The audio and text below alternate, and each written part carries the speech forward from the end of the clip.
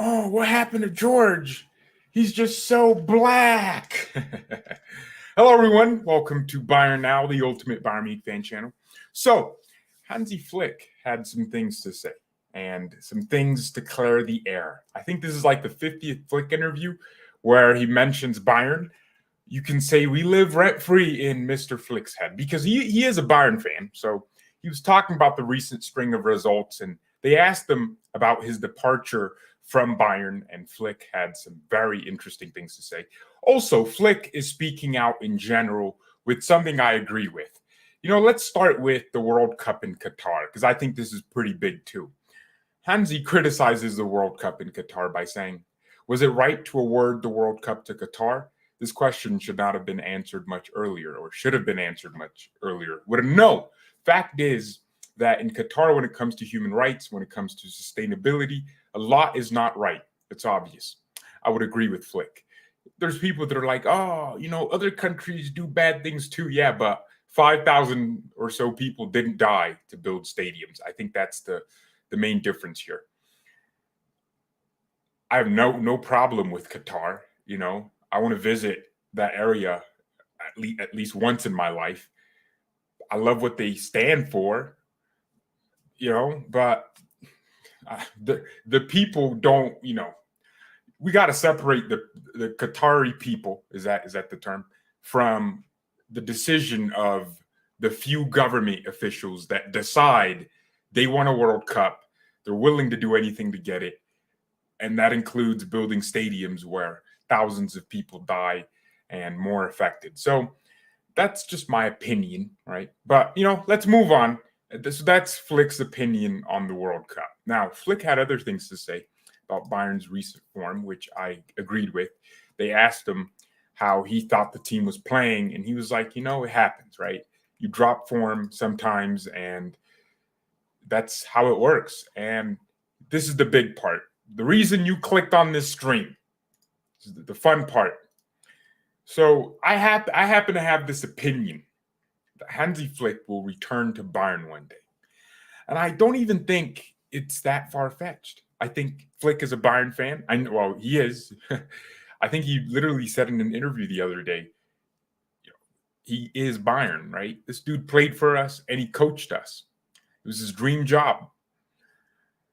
I imagine he comes back to Bayern. Now, I believe there were disagreements. In the Amazon documentary, they tried to paint it as Hansi was tired and he just couldn't breathe in the job. And no, we all knew he had a disagreement with Brazzo, who is now our favorite sporting director because of his summer window last time, or not last time, a few months ago. So he bought Mane, Gravenberch, De Ligt. He brought a lot of good players in. The talent profiling has been top-notch from Brazzo. So we all felt there was a disagreement there. I do think Flick really wants a German core at Bayern. So that's why he wanted Kai Havertz. And Bayern said no. And this was also in the year we had COVID. I think in any other year, we might have looked at it. If Flick came back to Bayern, he would want another German core. I think that's what he wants. He loves the fact that, Bayern have German players. He wanted Timo Werner at Bayern. God forbid. God forgive you, Hansi. How dare you? So Hansi, he knows ball, right? He knows football from a coaching perspective. He played football, so he understands the game. I'm not sure if he understands the market, though. Player profiling. That's why you need a sporting director. I agree with Brazzo that we shouldn't have signed Timo Werner if that was the disagreement. I agree with him, bro. I don't want Timo at Bayern. So maybe Flick had that philosophy where 9 out of 11 of the starting 11 at Bayern was German, right? He wanted all the German players. I guarantee you we'd be signing Rudiger if Flick was still here. You would want players like that. Now, Flick recalls his Bayern departure. I think I would do a few things differently now. Oh, man, that sounds so good to hear. Of course, the conversation would have been good. Sitting again at the table with some people, address things as they are and as I perceive them, and let everyone have their say. So Flick is like, maybe I just made a decision too quickly. And by the way, I have no problem with Flick coaching the German national team. I'm hoping Germany win the World Cup a little bit so Flick can retire, because he seems to be retiring after great success. All right. And then he said there's been a reapproachment with Hassan, so Salihamidzic, Brazo. And I'm very pleased that we were able to clear a few things up. I had a great staff, outstanding players, a great team. I wasn't exhausted either. Remember how I said the Amazon documentary on Bayern tried to make it look like Flick was just so tired, he couldn't deal with it all? Well, it says he wasn't exhausted. It was exactly what I enjoy. So he enjoyed coaching Bayern. I often ask myself, why did it come to this? First of all, this is an amazing interview. I love this. But it tells you that his mind is still at Bayern. His heart is still at Bayern. Man, I love this, man. Flick and Bayern, the story's not over. I always said that. At the end of my time in Bayern, Flick continues, there were moments when I took a wrong turn. During this phase, I couldn't just put everything aside. And that's why there were certainly moments when I was unfair to the team. That is amazing. So I think there was a disagreement in transfer policy, and perhaps it became personal or felt personal from Flick's perspective. And then he was like, my national team want me, and he's a German. He's going to be patriotic about his country.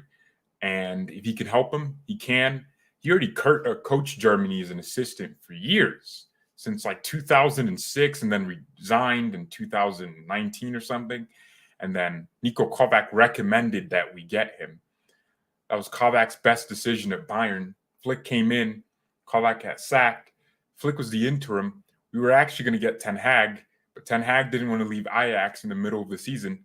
So we were going to get Hansi as the caretaker manager for a few months, and then get Ten Hag. Then Hansi decided to win everything. And then COVID happened, obviously, and our performances against Dortmund, I still remember. And the not re-emergence, but the reinvention of our young players like Alphonso Davies.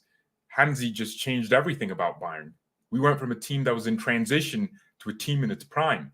Boateng started performing. Alaba was performing at center back. And it just changed everything about Bayern. So Hansi Flick is one of the reasons we're where we're at now. People often say, Hansi, we can always replace him easily. And it's showing that, no, by the way, I don't want Nagelsmann out. I'm just saying Flick will coach us one day again. I thoroughly believe that. I can't see Flick taking a job at Real Madrid if Bayern are calling for him, or Man United, or Liverpool. To be fair, he did say one time he liked United, but he's a Bayern fan, right? Flick's a Bayern fan. So if we wanted Flick, he would choose us. Now, I don't want it under any, stress where it's like, we just sacked Nagelsmann, we need help. I want it to be like Nagelsmann moves on to, like, I don't know, a PSG, maybe 10 years from now. I don't know, not 10 years. 5. Nagelsmann ain't going to be here in 4 seasons. You think he's going to be at the same club? I don't know. You might get bored, you would think, right? I think Flick would just come in, maybe on an interim basis. I can see this guy coming back to Bayern in one way or the other. And this interview right here, come on, it just sounds so good, very professional. What I always loved about Hansi was his management style. He wasn't overly focused on tactics and training sessions and formations. We never played with a different formation. I mean, we might have played with different variations of the same formation. But if you remember under Flick, it was 4-2-3-1 every week. We knew how we were playing. We would walk the ball into the opposition's box and score goals. We didn't complicate things. Lewandowski was in the form of his life because of Hansi Flick, I would believe. Everyone just changed. Everyone was playing better. In the group stage, we were playing better. Even when we lost to PSG in the Allianz Arena, which I will say was partly down to losing some players due to injury and certain things, we went away to PSG and won. We won against that PSG team. Neymar was in form, Mbappe was in form. We still won. We beat them in the Champions League final. Like Flick's Bayern was inevitable. We smacked up Barcelona 8-2. Like Flick was also hungry. Like, bro, this man would be winning games like 5-0 and he was pissed. It's like, why aren't we doing this better? I'm like, Flick, we're winning. Hansi, we're winning. It's almost like you have to remind Flick that Bayern were already winning the game because he never looked pleased. And, he said in an interview a few months ago that that's just how he looks, He's not a smiley person like that. So I think the players actually feed off of that. They see Flick angry and they're like, I gotta improve. It's not because he's disappointed in their performance. That's just how his face looks. He's not the, manager that can keep a straight face. He always looks angry. So, man, Hansi, I miss you. He was he had the heart of a teddy bear and the grasp of a lion. That's how I think of it. Like he had the heart, he could hug the players, and he was always about, connecting with players on a human level. And I think that's something Nagelsmann needs, man. Nagelsmann needs that in his game. Julian Nagelsmann, I feel like maybe sometimes he thinks his players are robots that just need to be coached and don't need to be fathered and brothered. Nagelsmann can be the perfect older brother to a lot of our players. I know I'm saying that because he's not old enough to be their dad, and he's not going to pretend like that. What he can be is the older brother that knows more and that knows how to motivate their younger brother. If you have an older brother, there's always competition. Like I have two. There's always like something they're better at than you. I remember when I was younger, my brother always cooked me at football. He wasn't even good himself. Now I'd cook him because I'm basically Ronaldo, R9 now, and I'm Ronaldinho in the midfield. All right, anyways, he would always just find a way to beat me, and I idolized him a lot, and I still do. Now I idolize him in life and not just football. So I was always like, why is he so good? So he wasn't even good himself, right? But I just couldn't beat him. I could play well against other people, but I couldn't beat him. It's because he knew exactly how to piss me off, right? He knew whenever I was trying to tackle him and he would just turn around and protect the ball with my, his back to me. Like he backs into me and he's just protecting the ball. He knew I couldn't deal with that. I was too small. He just knew that's not how I want the ball to be in front of me, and then I can get it and dribble him and nutmeg him. But he knew if I just turn around and protect this ball, he's not touching it. And then push him and do all that. So Flick Nagelsmann needs to kind of get that aspect into his game, the older brother role. Because for at least 10 years, he can't be the dad in the team. He's going to be the older brother that knows more about life. And I think Julian Nagelsmann's on the right track. He said 70% of coaching is the human-to-human connection. And then 30% is tactics. So I can't wait for what we have. We have a great, excellent young coach in Nagelsmann. And we got Hansi Flick begging to come back. I mean, his words just sound like poems to me. I don't think he'll come back 2 years. I think if Nagelsmann doesn't improve, obviously there's always going to be doubts over his future, but I think he will improve. I'm a Nagelsmann inner. I've seen this guy coach some beautiful games, bring on all the right subs at the right time. But at the same time, we see the guy change his formations every week. We're playing a 3 at the back. We're playing a 4 at the back. We're playing a 3 at the back. It's just stick to one thing, man. Let me know what you guys think. I haven't looked at the comments. Levy to Bayern, bro. I don't want Lewandowski back, bro. Come on, dude. I think that would be the worst thing we could make as a decision. We're trying to move on and have this new era. Lewandowski's 34. Bro, he's at Barcelona. It's over, right? The Lewandowski chapter at Bayern is closed. I'm happy we got rid of him, to be honest, because it's giving us a new challenge. And this board, that's not the same board with Unai Hoeneß and Karl-Heinz Rummenigge. This new board now has to find a way to navigate around this problem and to fix it at the appropriate time with the appropriate player. It gives them a challenge. And if they can do that, then it gives them more confidence to solve other problems in the future. I actually think it was a blessing in disguise that we lost Levy so early into his prime. Well, I'd say his prime is still kind of 2 more seasons. I think he'll perform really well this season at Barca. And then next season, he'll kind of slow down. You'll see a visible change. It's happening with Ronaldo. You know, their body is clearly very fit, but it's not moving as fast as, you know, because they're not as young anymore, right? Lewandowski had to adapt his game from just being a poacher and moving around the box to being more of a team player because he had the technical IQ to do it. So maybe down the line, Levy becomes an attacking midfielder or something. I don't know. So at some point, you know, we will look at the Lewandowski story and say, all right, it sucked because we didn't have a striker for a season, but it gave us time to, you know, adapt and solve the problem. Because if we have another world-class striker that pulls the numbers that Levy did in like 5 seasons or even 2 seasons, I think in the next 2 to 3 years, Bayern will have a new striker. Whether that's Matisse Tell just coming about and becoming that guy, and I believe he can be, or we actually buy Harry Kane or buy anyone else, we will have a new striker. So I'm gonna be curious. And then Thomas Muller too. Muller's looking like, you know, like he's not the same Muller from maybe 2 seasons ago or a season ago. Like he's looking visibly older, right? I mean, I saw the meme where he took this dude's phone, this streaker, this guy ran on the field, tried to take a picture with Mane, and Muller took the phone to take the picture. And Muller looks old. So it's going to be an exciting time at Bayern, obviously, right? I don't want Lewandowski back, but we should get Felix or Vlahovic. Vlahovic, I didn't know that dude was Serbian until yesterday. I thought he was Italian this whole time. He looks Italian. So, dude, I always thought Vlahovic was Italian. It's so crazy.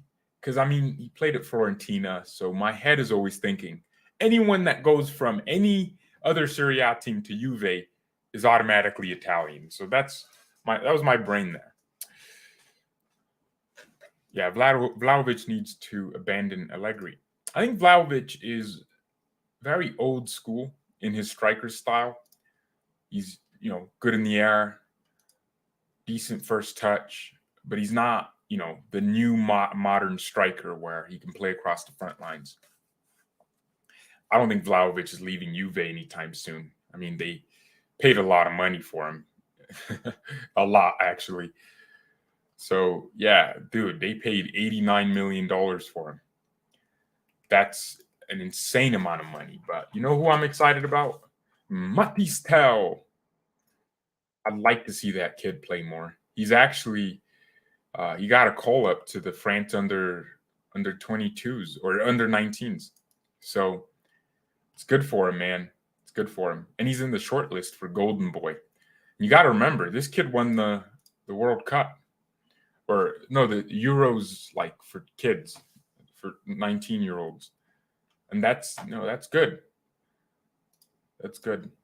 All right, Bona to Barca and Jan. Barcelona, you need a new right back. Bona Sarr, best right back of all time.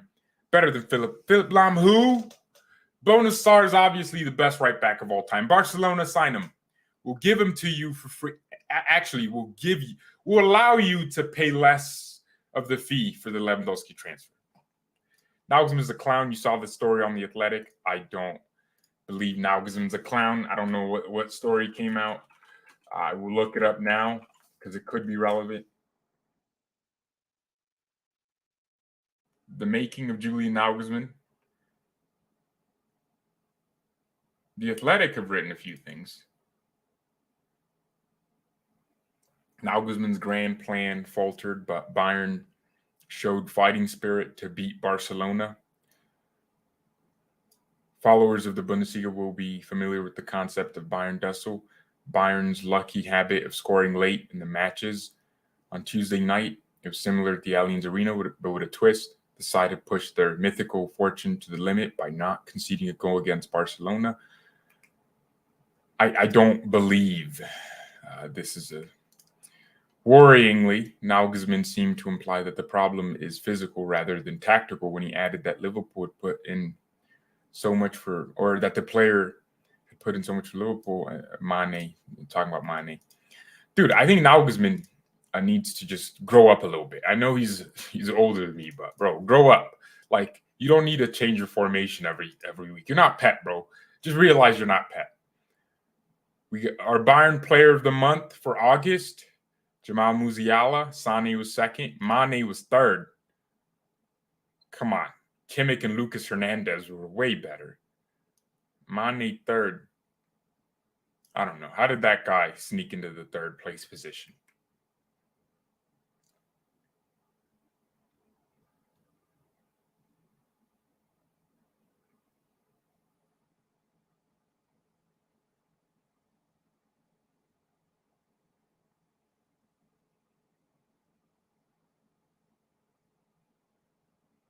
Lewandowski said his emotions were high against Barcelona.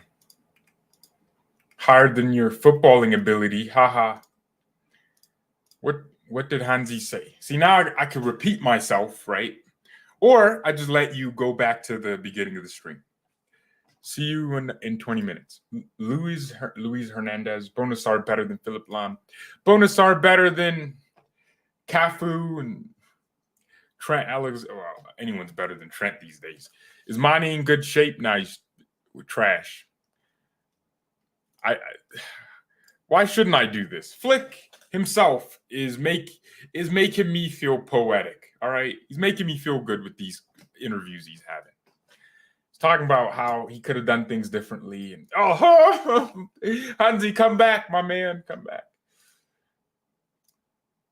Look at what Gravenberg said. So Gravenberg said something that's a good point, that if he was starting more games, you might actually get a call up. Wow. Looks like, according to the consensus at the board level, Nagelsmann isn't to blame for the performances. Wow. Bro, please don't bring Thomas Tuchel to Bayern. Yeah, Nagelsmann said, honestly, yes, I am, that he's disappointed that he hasn't started any Bundesliga. Bro, that's true? Oh my gosh, bro. Because look, bro, this kid Gravenberg doesn't deserve this. Nagelsmann, bro, you're out of your mind. Because this man played very well against Victoria Cologne. Matisse Tella started a game before him. Kimmich starts every game. Why not rest Kimmich? Kimmich might say, I can play every game, coach. But, bro, you're human. Like, if we rested Kimmich against Stuttgart, I think we might have had a better rest and a better game against Barca. I don't know. I don't like seeing Sabitzer. I don't like it. I don't care if he's in form. Why can't we give, players like Gravenberg an opportunity to actually play? Right? I'm hoping, that he gets the play time he deserves. He says maybe the manager will give me more minutes after the international break. I spend most of my time at Bayern with Matthijs de Ligt and Mazraoui. We are often together. Who else? I have to say that Thomas Müller is really someone who brings great atmosphere to the team. Wow, nice. So Muller's always loved, huh? I mean, bro, I really want Gravenberg to get a chance, bro, because he gives us a different dimension of football when he's on the field. His dribbling is so good in midfield. His ability to get out of pressure and find a new pass, just so much better, man. I don't want to see... I'm not trying to see Sabitzer. I think Gravenberg would have played better against Barcelona than Sabitzer did, because he has the temperament for that level. That's just the sort of game a player like Gravenberg just works in. He'll turn on pressure. He does it once, the confidence flies, and he does it the whole game. Barca's pressure is a new thing. I think playing out of the back, you need a player like Gravenberg. So, see, look at this. Look at this. Sabitzer is a flop. I wouldn't say he's a flop. He's playing much better than he did last season, but that doesn't mean he's better than, like we were all comparing Sabitzer to Frankie de Jong. I was like, yo, stop doing that. Just because Sabitzer's out here giving balance to our team, it don't mean he's anywhere close to Frankie de Jong's level. Frankie de Jong is a top 5. He will be a top 5 midfielder in the world if he gets consistent play time. So, all right, fellas, it was a good stream, good show. If you didn't watch from the beginning, you missed out. Restart the stream. You're going to enjoy it. Thank you ever so much for watching. The World Cup thing, I'm going to make a part 2, finish off the predictions, probably tomorrow or the day after. Not sure yet. Thank you ever so much for watching. Mia, and peace.